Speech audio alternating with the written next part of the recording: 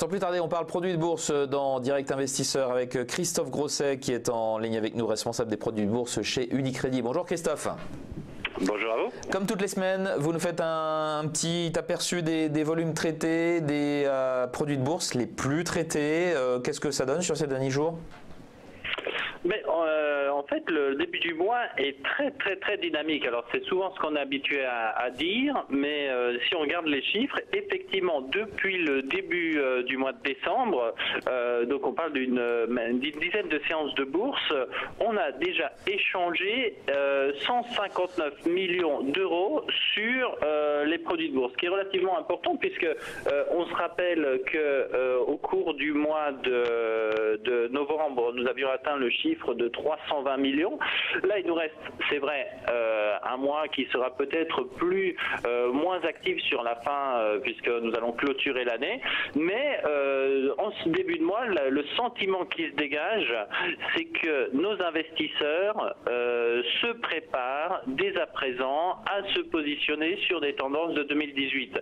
Donc, on a eu deux types d'activités de la part des investisseurs en produits de bourse. La première, ça a été de saisir quelques opportunités. On le verra dans les valeurs les plus traitées, donc et sur les secteurs qui attirent en fait le plus les investisseurs.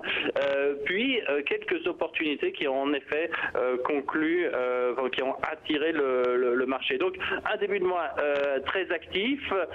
En termes de produits, oui, c'est toujours les turbos qui se dégagent. Hein. D'accord. Turbos en particulier sur le CAC 40. Donc ces produits qui vont nous permettre en fait, et là on peut l'interpréter comme une approche des investisseurs peut-être à faire les dernières belles performances de l'année. Hein. C'est parce qu'on a eu une bonne année de toute façon, enfin pour la majorité d'entre nous je pense, donc des bourses qui ont été positives et donc qui nous ont accompagnés en ayant finalement une bonne performance. Donc en fin d'année, on peut essayer de se faire plaisir et donc ça se traduit par 29,1% des échanges sur les turbos, suivi par l'autre produit à barrière. Et là, c'est très caractéristique de ce qu'on disait. Donc des investisseurs qui se préparent à une deuxième au début de l'année, donc pour pas rater le train en fait, parce que si on attend le début de l'année 2018 pour aller faire son stock picking, ce sera peut-être trop tard. Non, mais c'est vrai. Hein, si on regarde ce qui s'est passé l'année dernière, c'était peut-être un peu moins vrai puisque les bourses sont restées relativement stables au mois de janvier, puis c'est à partir de février qu'on a vu les investisseurs, les professionnels commencer à accumuler effectivement des positions qui avaient tiré les actions vers le haut.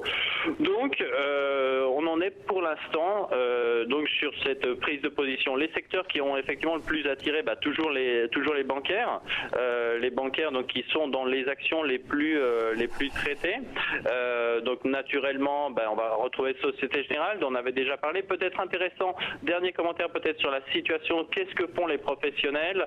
On reste dans une stratégie qui est finalement la même que celle qu'on avait il y a quelques semaines, c'est-à-dire une volatilité, là je parle de l'Eurostoxx, sur le mois de mars qui se tourne autour des 13%, alors que la volatilité réalisée est autour de 8%, donc une prime de risque relativement importante payée sur la volatilité implicite, puisque les niveaux de volatilité sont bas. Un marché qui achète toujours des protections à court terme. Pour l'instant mars, on peut s'estimer que peut-être avant la fin de l'année, mais surtout en début d'année, on aura une reprise. Intéressant à avoir une situation particulière sur le FTSE MIB, dont on a indice italien. Moi, c'est vrai que je suis en liaison directe depuis Milan, mais c'est l'indice sur lequel il s'est destiné une approche peut-être plus intéressante. Je rappelle que pour ceux qui souhaiteraient investir sur le FTSE MIB, on a en Bourse de Paris un certificat à levier fixe, leverage, donc le FTSE MIB x7, qui est d'ailleurs calculé par Euronext, qui permet de se positionner sur l'évolution de cet indice. Pourquoi c'est particulier? Parce qu'il y a des spéculations en ce moment sur la date des élections en Italie. On s'attendait que ce soit plutôt vers la fin du mois de mars, au mois d'avril ou au début du mois d'avril. Ça pourrait être réanticipé au mois de mars. Bon, il n'y a pas de rien d'officiel, il n'y aura rien d'officiel tant que la loi de finances ne sera pas adoptée de toute façon. Mais ce qui est intéressant de voir, c'est que on peut s'attendre à ce que si les élections sont avant, il y a un intérêt, il y a de la spéculation de la part des professionnels sur l'achat des maturités Mars. Donc ça, c'est peut-être la partie indice qu'on peut regarder. Côté valeur... Alors les banques, vous avez des varants, hein, vous allez nous parler de varants pour les banques.